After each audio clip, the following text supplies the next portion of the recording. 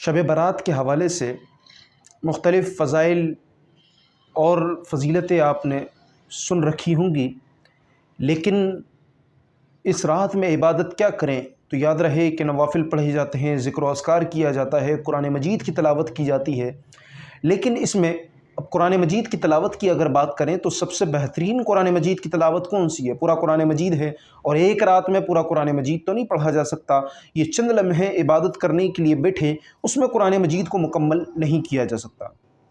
تو اس کے حوالے سے کون سی ایسی صورت پڑھیں یا کون سی ایسی آیت پڑھیں جس میں اجر بھی زیادہ ہو، فضیلت بھی زیادہ ہو اور اس کا بے شمار ثواب بھی ملے؟ تو اس کے حوالے سے حضرت سیدنا ابو ہریرہ رضی اللہ تعالیٰ عنہ سے مروی ہے کہ رسول مکرم صلی اللہ تعالیٰ علیہ وسلم نے فرمایا، جو شخص رات میں سورہ دخان پڑھے، جو شخص رات میں سورہ دخان پڑھے گا تو صبح وہ اس حال میں کرے گا کہ 70,000 فرشتے اس کے لیے دعائیں مغفرت کر رہے ہوں گے۔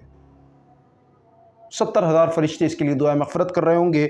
اور حضرت علی بن سلطان قاری رحمہ اللہ فرماتے ہیں کہ شب برات میں سورہ دخان پڑھنا مستحب ہے، یعنی پورا قرآن پڑھے، کہیں سے بھی پڑھے، کیسے بھی پڑھے، لیکن اگر سورہ دخان پڑھتا ہے یہ اس کے لیے زیادہ مستحب ہے، کیونکہ جب کوئی رات میں سورہ دخان پڑھے گا تو 70,000 فرشتے اس کے لیے دعائیں مغفرت کریں گے۔